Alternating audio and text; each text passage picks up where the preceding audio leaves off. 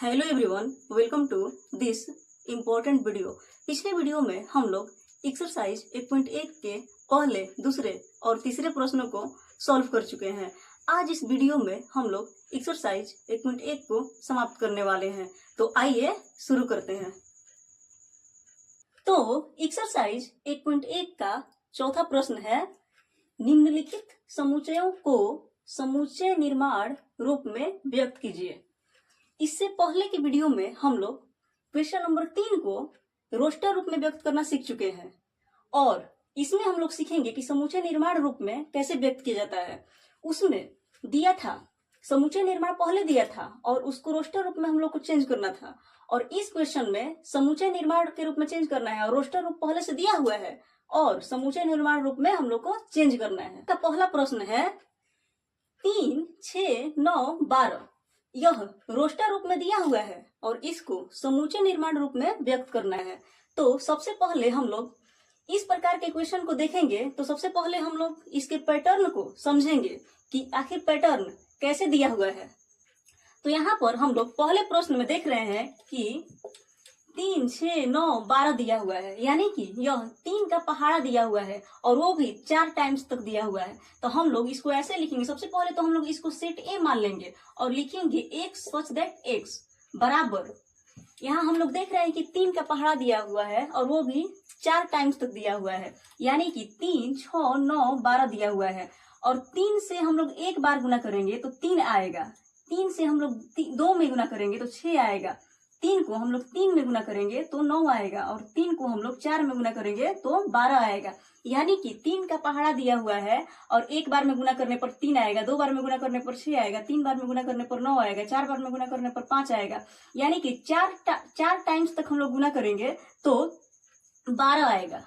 तो यहाँ पर हम लोग 3n लिख देंगे और 3n इसलिए लिखेंगे क्योंकि 3 का यह पहाड़ा है और n इसलिए लिखेंगे कि n नेचुरल नंबर है और वह नेचुरल नंबर का मान यानी कि n का मान 4 बार तक हम लोग रख रहे हैं तो 12 तक आ रहा है। तो हम लोग यहाँ लिखेंगे कि n का वैल्यू 1 हम लोग रख रहे हैं तो आ रहा है 3, 2 रख रहे हैं तो 6 आ रहा है, 3 रख रहे हैं तो 9 आ रहा है, 4 रख रहे हैं तो 12 आ रहा है, यानी कि हम लोग 4 तक n का मान रख रहे हैं। और यहाँ हम लोग देख रहे हैं कि n का मान 1 से बड़ा और बराबर है, n का मान जो है 1 से बड़ा है या 1 के बराबर है और 4 से छोटा है और या 4 के बराबर है। तो हम लोग यहाँ पर 1 से बड़ा या बराबर यहाँ लिख देंगे और 4 से छोटा या 4 के बराबर हम लोग लिख देंगे और यही हम लोगों का क्या हो जाएगा, यही हम लोगों का समुच्चय निर्माण रूप हो जाएगा। इसको हम लोग ऐसे भी लिख सकते हैं जैसे a बराबर, या हम लोग ऐसे भी लिख सकते हैं कि a बराबर x सच दैट x बराबर 3n और n बिलोंग्स टू, n किसमें बिलोंग कर रहा है, प्राकृतिक संख्या में, नेचुरल नंबर में, तो n बिलोंग्स टू n और साथ में ये हम लोग लिख देंगे 1 less than equal to n less than equal to 4, यानी कि n का मान 1 से बड़ा या बराबर है और 4 से छोटा या 4 के बराबर है और यही हम लोगों का क्या हो जाएगा, समुच्चय निर्माण रूप हो जाएगा। आगे दूसरा प्रश्न है 2, 4, 8, 16, 32। तो सबसे पहले हम लोग इसको एक सेट मान ले रहे हैं b और लिखेंगे x सच दैट x और इसके बाद हम लोग बराबर लगा देंगे। इसके बाद हम लोग इसके पैटर्न को देखेंगे। देखने से क्या नजर आ रहा है, देखने से नजर आ रहा है कि यहाँ 2 के पावर में 1 रहेगा तो 2 आ जाएगा, 2 के पावर में 2 रहेगा तो 4 आ जाएगा, 2 के पावर में 3 रहेगा तो 8 आ जाएगा, 2 के पावर में 4 रहेगा तो 16 आ जाएगा, 2 के पावर में 5 रहेगा तो 32 आ जाएगा। यानी कि इसके पैटर्न को देखने से हम लोग को लग रहा है कि यह 2 का घात दिया हुआ है और वो भी 5 टाइम्स तक दिया हुआ है, यानी कि 5 बार तक दिया हुआ है। तो हम लोग कैसे इसको लिखेंगे, लिखेंगे कि 2 और घात में हम लोग n लगा देंगे और n जो है नेचुरल नंबर है, n बिलोंग्स टू n है, n का मान हम लोग 5 बार तक ले रहे हैं तो 2, 4, 8, 16, 32 आ रहा है। तो हम लोग यहाँ लिख देंगे कि n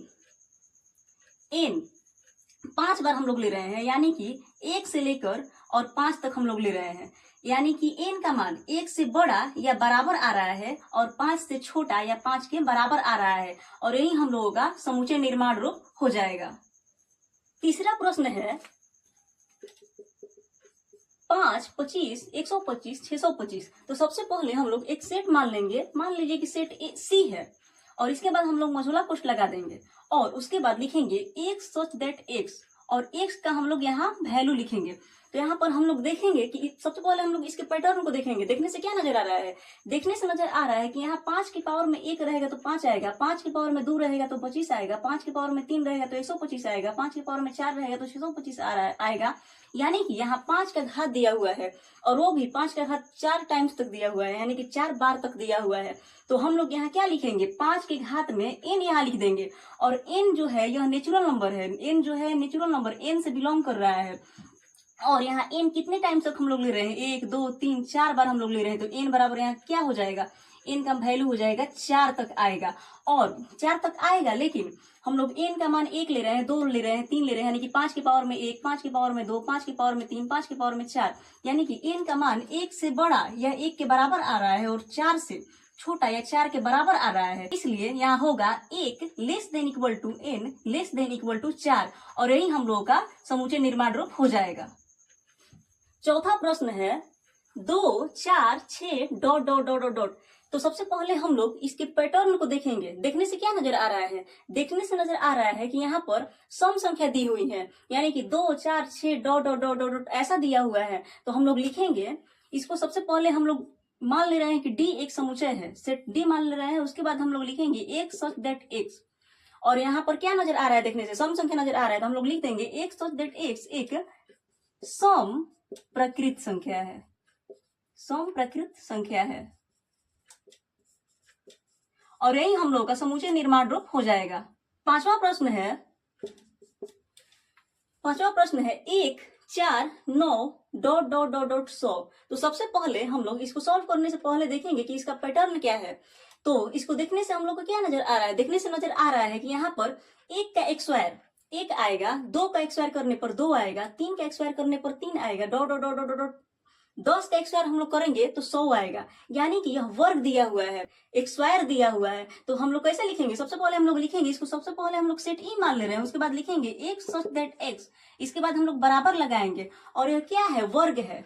तो हम लोग यहाँ लिख देंगे n का x स्क्वायर, और n बिलोंग क्या, नेचुरल नंबर n। यहाँ पर 1 का x स्क्वायर 1 आ रहा है, 2 का x स्क्वायर करने पर 2 आ रहा है, 3 का x स्क्वायर करने पर 3 आ रहा है, डॉट डॉट डॉट डॉट 10 का x स्क्वायर करने पर क्या आ रहा है, 100 आ रहा है। यानी कि n का x स्क्वायर करने पर इतना आएगा। तो n का x स्क्वायर हम लोग यहाँ लिख दिए हैं, और n का वैल्यू 10 तक इसमें आ रहा है। तो n का वैल्यू हम लोग 10 यहाँ लिख देंगे। और लेकिन यहाँ 1 से 10 तक रखने के बाद 1 4 9 डॉट डॉट डॉट 100 आ रहा है। तो हम लोग 1 यहाँ लिख देंगे। n का मान जो है 1 से बड़ा या बराबर आ रहा है, और 10 से छोटा या बराबर आ रहा है, और यही हम लोगों का क्या हो जाएगा, समूचे निर्माण रूप हो जाएगा। 1 less than equal to n less than equal to 10, यही हम लोगों का समूचे निर्माण रूप हो जाएगा। पांचवा प्रश्न है निम्नलिखित समुच्चयों के सभी अवयवों या सदस्यों को सूचीबद्ध कीजिए। सूचीबद्ध या सारणीबद्ध या रोस्टर रूप इसको बोलते हैं, तो कीजिए। तो इसका पहला है a बराबर एक सच दैट x एक विषम प्रकृत संख्या है। तो इसको हम लोगों को क्या करना है, रोस्टर रूप में बदलना है, और यह पहले से समूचे निर्माण रूप में दिया हुआ है और हम लोगों को रोस्टर रूप में बदलना है। तो सबसे पहले हम लोग इसको लिखेंगे, पहला का सबसे पहले हम लोग a लिख लेंगे। उसके बाद हम लोग यहाँ पढ़ेंगे क्या कह रहा है, एक सच दैट x एक विषम प्रकृत संख्या है। विषम प्रकृत संख्या का मतलब क्या होता है, 1 3 5 7 dot dot dot dot dot, और यही हम लोगों का सूचीबद्ध रूप या सारणीबद्ध रूप या रोस्टर रूप हो जाएगा, यानी यही हम लोगों का आंसर हो जाएगा। दूसरा प्रश्न है b बराबर एक सच दैट x एक पूर्णांक है, comma -1/2 less than x less than 9/2। तो यहाँ पर हम लोग देख रहे हैं कि x का मान जो है -1/2 से बड़ा होना चाहिए और 9/2 से छोटा होना चाहिए। तो -1/2 का मतलब क्या होता है, -1/2 का मतलब होता है 0.5 -0.5, और 9/2 का मतलब होता है 4.5। यानी कि x का मान -0.5 से बड़ा होना चाहिए और 4.5 से छोटा होना चाहिए। तो यहाँ पर हम लोग लिखेंगे, दूसरा का हम लोग हल करेंगे। तो यहाँ लिखेंगे दूसरा हम लोग लिखेंगे, सबसे पहले हम लोग सेट बी जो है उसको लिख लेंगे, सेट बी बराबर फिर मोजुला कोष्ठ लिखेंगे। उसके बाद हम लोग कह रहा है कि x का मान जो है -1 से बड़ा होना चाहिए और 9/2 से छोटा होना चाहिए। -1/2 का मतलब होता है -0.5 से बड़ा होना चाहिए x का मान और 4.5 से छोटा होना चाहिए। तो -0.5 से बड़ा यानी कि यहाँ 0 हो जाएगा, उसके बाद 1 हो जाएगा, 2 हो जाएगा, 3 हो जाएगा, 4 हो जाएगा। 4.5 से छोटा कह रहा है तो 4 तक हो जाएगा और यही हम लोगों का क्या हो जाएगा, रोस्टर रूप हो जाएगा, यानी कि सारणीबद्ध रूप हो जाएगा, यानी कि सूचीबद्ध रूप हो जाएगा और यही हम लोगों का आंसर हो जाएगा। तीसरा प्रश्न है c बराबर x सच दैट x एक पूर्णांक है, x स्क्वायर लेस देन 4। तो सबसे पहले हम लोग यहाँ लिख देंगे c बराबर, उसके बाद हम लोग देख रहे हैं कि कह रहा है कि एक पूर्णांक है और x square less than equal to 4 है। तो यहाँ पर हम लोग -2 ले रहे हैं x का मान, तो इसको हम लोग स्क्वायर करेंगे तो यह 4 के बराबर आ रहा है, तो -2 हो जाएगा। -1 भी हम लोग x में रखेंगे तो इसका भी हम लोग स्क्वायर करेंगे तो 1 आएगा। -1 का स्क्वायर करेंगे तो 1 आएगा, जो कि 4 से छोटा आ रहा है। हम लोग 0 का भी स्क्वायर करेंगे तो वो भी 4 से छोटा आ रहा है। हम लोग 1 का स्क्वायर करेंगे तो वो भी 4 से छोटा आ रहा है। हम लोग 2 का स्क्वायर करेंगे तो वो भी 4 से छोटा नहीं आ रहा है, लेकिन 4 के बराबर आ रहा है। और यही हम लोगों का -2 -1 0 1 2 यही हम लोगों का क्या हो जाएगा, रोस्टर रूप हो जाएगा, यानी कि सूचीबद्ध रूप हो जाएगा, यानी कि सारणीबद्ध रूप हो जाएगा और यही हम लोगों का आंसर हो जाएगा। चौथा प्रश्न है d बराबर x such that x loyal शब्द का एक अक्षर है। जब भी ऐसा शब्द दिया हुआ रहेगा तो और रोस्टर रूप में बदलना रहेगा तो हम लोग किसी भी वर्ड को रिपीट नहीं करेंगे। तो हम लोग यहाँ लिखेंगे d बराबर लोयल में का हम लोग l लिखेंगे, सबसे पहले l, उसके बाद हम लोग लिखेंगे o, उसके बाद हम लोग लिखेंगे y, उसके बाद हम लोग लिखेंगे a और उसके बाद यहाँ पर l आ रहा है और l पहले हम लोग लिख दिए हैं, इसलिए l यहाँ रिपीट नहीं होगा। रोस्टर रूप में l रिपीट नहीं होता है, इसलिए हम लोग का यहीं पर से एंड हो जाएगा कोष्ट और यही हम लोग का रोस्टर रूप हो जाएगा। पांचवा प्रश्न है एक सच दैट x वर्ष का एक ऐसा महीना है जिसमें 31 दिन नहीं होते हैं। तो हम लोग लिखेंगे यहाँ e बराबर, उसके बाद हम लोग यहाँ लिखेंगे जनवरी में 31 दिन होते हैं, तो जनवरी हम लोग नहीं लिखेंगे, वो लिखना है जिसमें कि 31 दिन नहीं होते हैं। जनवरी में 31 दिन होते हैं तो जनवरी नहीं लिखाएगा, फरवरी लिखा जाएगा, इसमें 31 दिन नहीं होते हैं, इसमें 28 या 29 दिन होते हैं। उसके बाद मार्च 31 दिन के होते हैं, इसमें बोल रहा है कि नहीं होते हैं तो ये वाला नहीं होगा, मार्च अप्रैल हो जाएगा, अप्रैल। उसके बाद हम लोग का जून हो जाएगा, उसके बाद सितंबर हो जाएगा, उसके बाद नवंबर हो जाएगा। नवंबर भी जो है इसमें भी 31 दिन नहीं होते हैं और यही हम लोग का आंसर हो जाएगा। छठवां प्रश्न है एक सच दैट x अंग्रेजी वर्णमाला का एक व्यंजन है जो के से पहले आता है। यहाँ पर स्वर के बारे में नहीं बात हो रहा है, यहाँ पर व्यंजन के बारे में बात हो रहा है और वो भी व्यंजन के से पहले का होना चाहिए। तो हम लोग यहाँ लिखेंगे कि f बराबर, यहाँ पर AEIOU को हम लोग छोड़ देंगे और जो बचेगा उसको लिखेंगे, लेकिन के से पहले का लिखेंगे। तो हम लोग लिखेंगे BCD, ई छोड़ देंगे क्योंकि ई स्वर है। उसके बाद लिखेंगे BCD, ई छोड़ देंगे F, फिर हम लोग लिखेंगे G, फिर हम लोग लिखेंगे H, आई छोड़ देंगे क्योंकि आई जो है स्वर है। उसके बाद हो जाएगा J और यही हम लोगों का आंसर हो जाएगा।